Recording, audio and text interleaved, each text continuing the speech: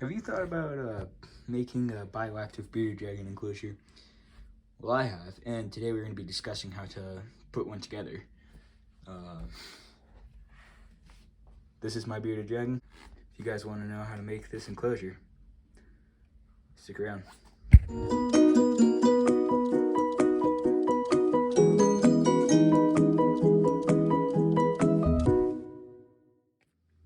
Alright, so starting things with bioactive enclosures, this is what most people think about, is substrate.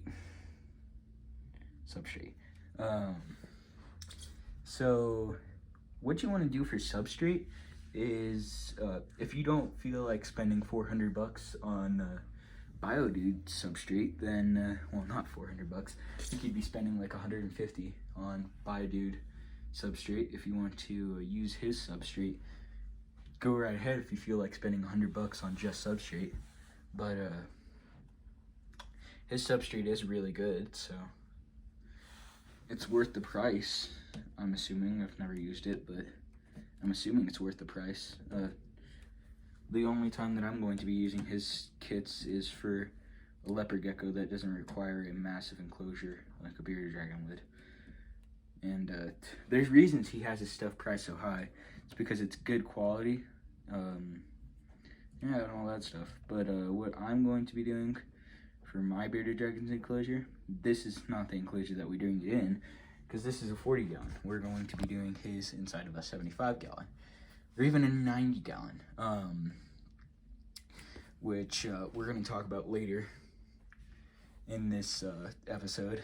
So yeah, but basically what I'm going to do is I'm going to do a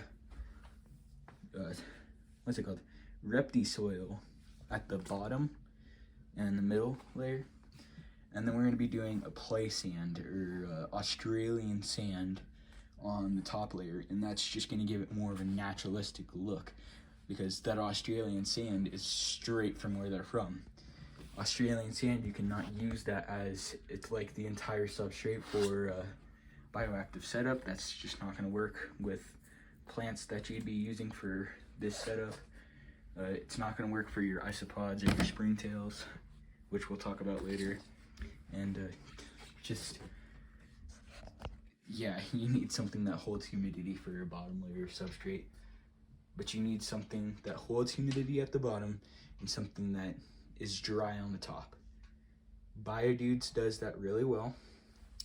One more thing that you can do, other than Repti soil or anything like that, is you can do a mixture of soils, which would be play sand, excavator clay, and topsoil. Don't use any soil that has perlite in that, because they might mistake that for food of some sort. I don't know. That's also why you want to clean out your urates immediately. But yeah, anything that holds humidity at the bottom and keeps it dry on the top, because they're arid species. Anyways, moving on to number 2, plants. Some plants that you might be thinking you can use. Obviously, cactus, cacti. One thing that you want to make sure if you're using cactus or cacti inside of your enclosure is you want to make sure it's the thornless cacti. And they're not very hard to find. If you go to a Target and look inside of the gardening area, they'll have some, they call it cuddly cactus, but they're thornless cactus. They look pretty nice.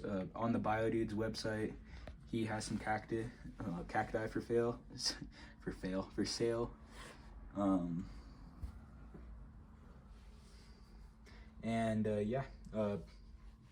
For my enclosure specifically, we're going to be using some mint, oregano, some variety of succulents, aloe vera, cacti.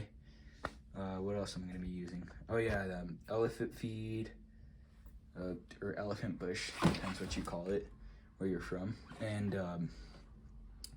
what was that last one? It's not a weed or anything. It's something that, I forgot what it's called. We're gonna be using that too. So we're gonna have 7 species of plants inside of a 48, well, a 4-foot long enclosure. So yeah.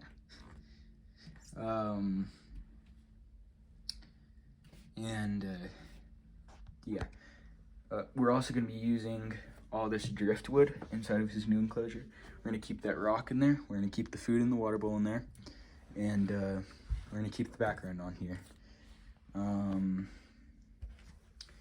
Oh yeah, we're also moving this hide. Yeah. And there is a massive rock inside of that enclosure right now. We're gonna be using that inside of the new setup too. But that brings us to our next section of this video, which is going to be decorations. One thing that most people might think whenever you're thinking of decorations for a bioactive setup is a DIY background, and that is exactly what I'm going to be doing. So if you guys want to know how to do one of those, go ahead and I'll do a video on it. I don't know why I said go ahead, but I'm going to do a video on it whenever I do plan on doing that. And some decorations that you're obviously going to want to use is driftwood, rocks. Obviously you want to have a couple of hiding spots in there. You want some driftwood that can reach up to a basking spot, or some rocks that can reach up to a basking spot. Personally, I'm going to do a DIY background, and for this DIY background, we're going to include a real rock in there, so that way it can capture some heat and reflect it onto the bearded dragon. And that's why we use rock for basking spots if you don't have a super high wattage bulb like me. Because I don't know why, but right now I have a 100-watt bulb and a 40-gallon.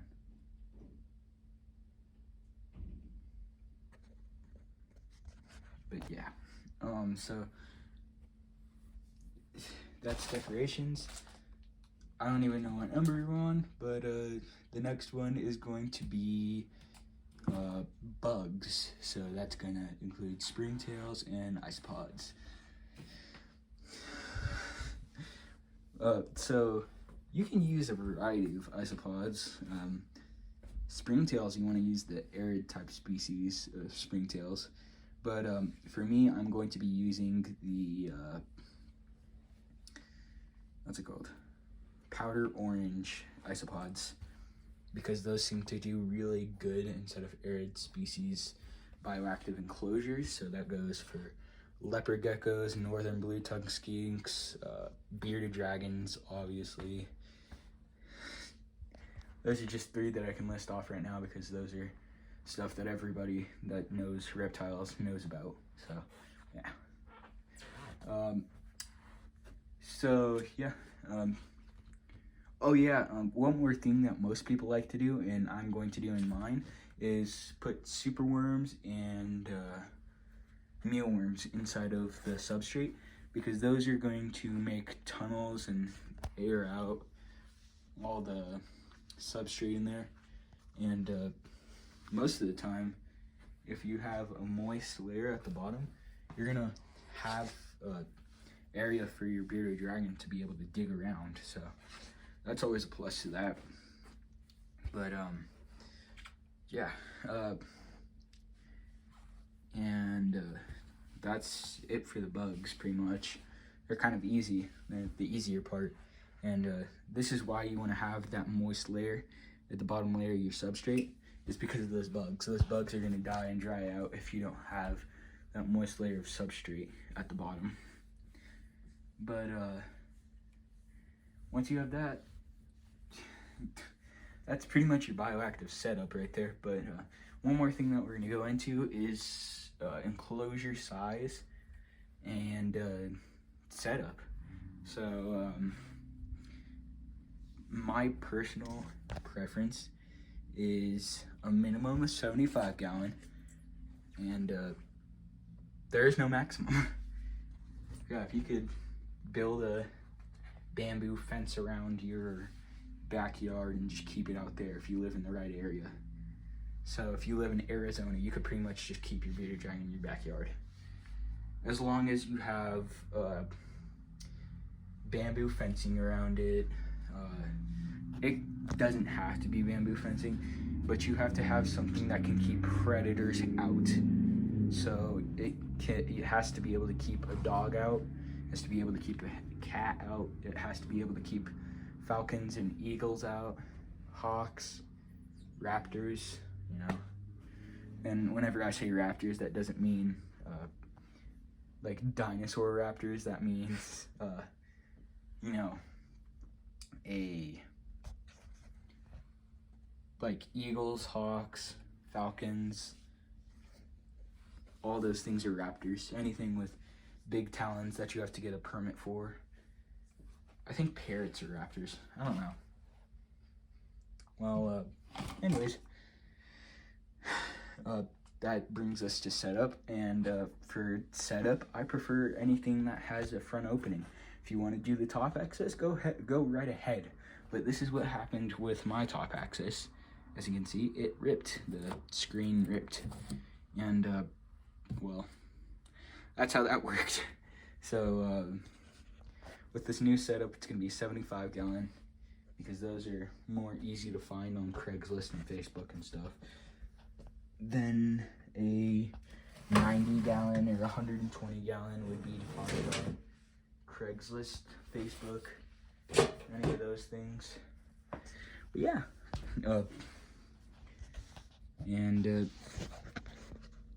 yeah. So that brings us to our next thing, which is going to be lighting. Bearded dragons require some lighting, and we're not going to go too deep into that because I'm planning on doing a bearded dragon care video. So I know I talked about care a little bit more my last video, my last full-length video, which was also my first full-length video. So yeah, go ahead and check that out. Oh, he's yawning. That's rare footage for me to get because he only yawns like whenever I'm gone for school. That's pretty cool. If you've never seen a bearded dragon yawn, that's what they do. But this is just basic information. Lighting is a UVB strip light like that. I recommend anything that's at least 2 foot long for a 4 foot enclosure, because that's just gonna give them the room for UVB. I actually might upgrade my UVB, and that might stay in here for the baby bearded dragons that I plan on making. And I might leave that dual fixture in here too, and just get like one of the ones from Home Depot or something. And this is going to use for baby bearded dragons. I obviously can't keep a ball python in there because of the ripped screen. I might replace the screen, and then we can keep a ball python in here. Or we might just get an entirely new cage if we make enough money off of selling the bearded dragons, because I don't know, bearded dragons are kind of expensive, but I'm trying to make them at least a little bit affordable, you know? Trying to make them affordable, but still have myself a profit, and we'll see how that works. The latest we're gonna have the babies by is August, because that's when school starts back up. I don't know why I said stool, but that's when school starts back up, and I'm not gonna have time to take care of the babies in August. So if they don't sell out by October, September, I'm probably just gonna sell them to a pet store or something. So yeah, and I bought this guy for $200, so I'm gonna try to sell all of his babies for $200. They normally sell for like $300, but I'm marking them down a whole $100, so I can actually make them affordable, and so that way I can hopefully sell. So yeah, and oh yeah, one more thing about lighting that I forgot to add is you're gonna need LED or grow light or whatever you want to use for the lighting that you need for plants. So I'm probably gonna do an LED strip light, and that's just gonna be the wire light that goes all the way around the enclosure, and it's gonna be pretty cool. But what I plan on doing to the new enclosure, because I like front axis enclosures, I've personally never had a front axis enclosure, but I plan on making the 75-gallon front axis, so hopefully it turns out good. If the 75-gallon isn't in the best condition ever, then I'm probably just going to take the entire 75-gallon apart and just turn it, we'll take the glass pieces off and all that stuff and replace it, you know. So, yeah. But, hopefully that turns out well.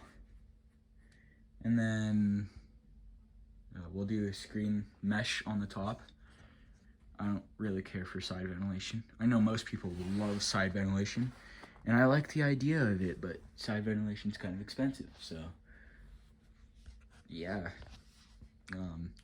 One thing you do want to worry about with front opening enclosures, though, if you have little siblings like me or little ones running around the house like me, you do want to obviously have the space for a 4 foot by 2 foot by 2 foot. You need to have the space for the biggest enclosure that I would get, because that space is also going to fit a 75-gallon. It's also going to fit a 90-gallon.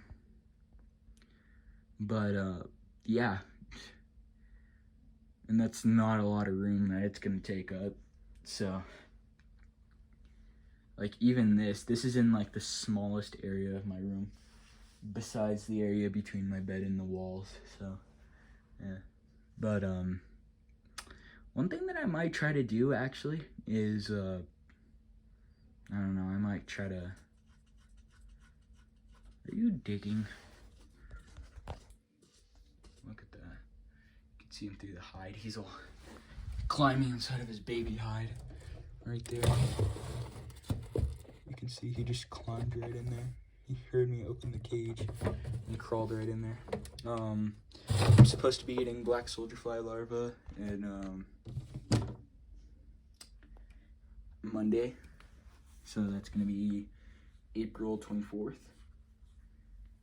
I'm getting quite a bit of black soldier fly larvae, and yeah, so we're gonna be bringing this guy.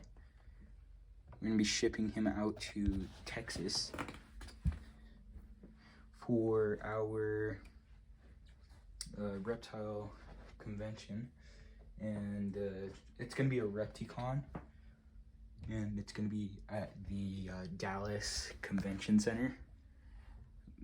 I know those shows aren't very popular, unlike Tinley Park, but Tinley Park isn't doing so well because they decided to ban any reptile that isn't native from that state. So yeah, and it really, really sucks because I've always wanted to go to a Tinley Park show, but now there doesn't seem to be a reason to, because the only reason I've wanted to go to a Tinley Park show is to get non-native species like bearded dragons, ball pythons. What else? Chinese water dragons, Australian water dragons. Water dragons are pretty cool, you know? Well, you can see his little head in there. Oh, never mind, that's not his head. That's his body. But, yeah. There's a lot of cool species that you could find at those convention centers, and now, well, you're not going to be able to find them anymore. But, back to the enclosure. What you want to do for an enclosure is at least have a 4-inch lip.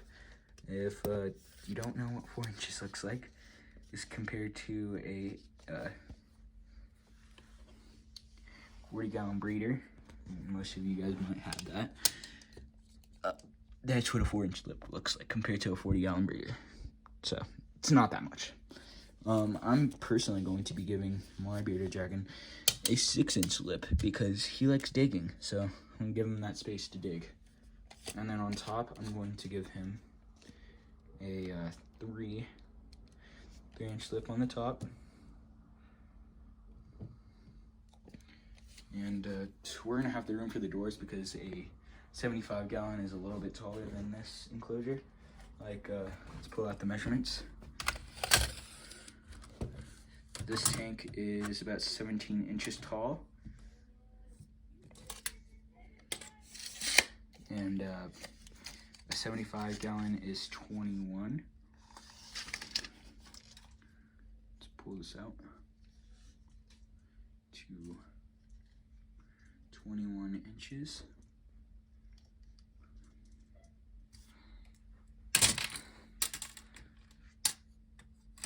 Okay, it's not a huge difference, but that's a difference, you know.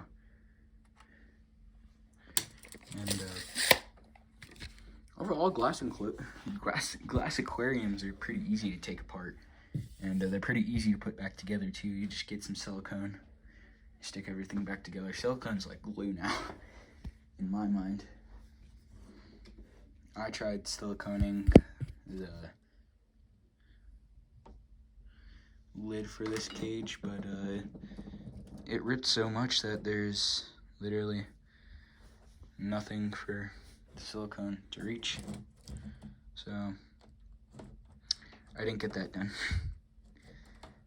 Instead, we're probably just gonna replace the lid or just leave it like that. But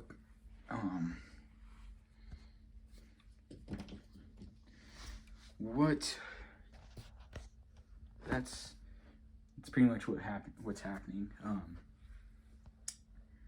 With the chest that I got for the build that I was going to do, I'm probably just going to you know, use it for storage. I don't know. I'm not gonna. So this chest is 48 inches long, 18 inches in width, and in my mind, width is right here to here. So that's 18 inches on a 40-gallon, and it's 18 inches on that chest. And that chest is about a foot tall. So on the inside.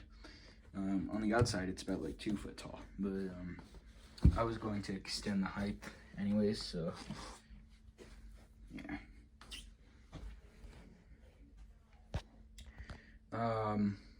If you guys have any reptile questions, you can either put them in the comment section below, or one other good source I would recommend is a Discord server. The one Discord server that I'm in right now is the Discord server for Wicked Reptiles. That is a tongue twister of a name, but his content is really good. It's not focused on bearded dragons. He doesn't really have anything. He doesn't have a animal focus. He just posts about whatever his subscribers, his Patreon members, whatever they suggest, he'll post about. He just did one video on, that's proof on how big he is compared to that hide. His little head's just popping out, and his tail's still sticking out. As you can see, you can go over there. You can still lift up his tail. He's got quite a bit of tail sticking out still. And boop. But yeah, so that's it for this video. See you later, and bye.